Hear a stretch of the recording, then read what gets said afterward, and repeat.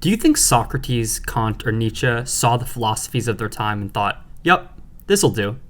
No, they were unsatisfied with previous answers and built new ways of looking at the world. Why should this dialectic process stop with you? I love the Eastern religions, particularly Taoism, for their emphasis on flow, nature, and effortless action. It sees the deep mystery of life, understands that it will always be an arm's length away, and yet still encourages us to live in accordance with it. This problem of personal imperfection seems to be one that most philosophies and religions run into. Nietzsche's description, "The good thing about man is that he is a bridge and not an end," has always stuck with me.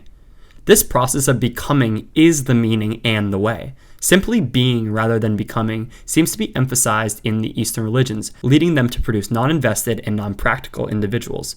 This is where I would lean more heavily into a Stoic practice. The four Stoic virtues of justice, courage, temperance, and wisdom appeal to me. And with old Emperor Aurelius as the face, it continuously reminds me to be actionable. Man is not meant to stay in bed. I think Kant's categorical imperative makes sense. It's almost like a second check.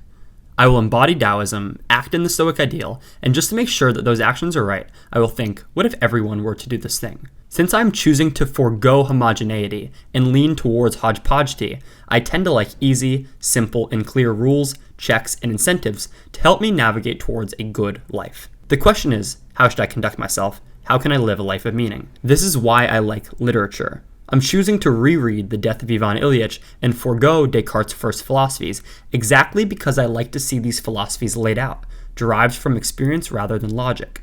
Like and subscribe if you enjoy this video, and if you're looking for something new, I have built a group of people that every week gather to discuss the most important ideas from history, psychology, and philosophy. If that sounds interesting, check out the link in the description below. The great novels show the consequences of certain idea systems. This is why I think the brothers Karamazov cannot keep me away from it. It places a bunch of different belief systems in bodies and then has them all go to war with each other.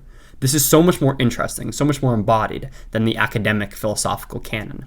The anti-academic philosopher shall rule the day, everyone else shall be cooped up in their study or simply without tools. In The Fountainhead, Ayn Rand demolishes the idea that we are limited to picking and choosing from the so-called great things that have come before us. Rourke, an architectural student, is called into his dean's office a few days before graduation and told he's not going to graduate. It's because he has refused to copy the traditional styles of Gothic or English Tudor.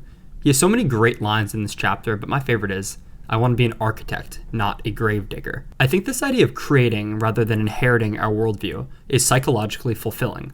Stay with me here.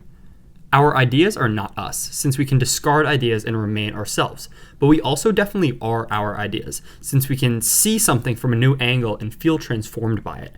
Our ideas and worldview act as a guiding friend that lives inside us, a conscious conscience.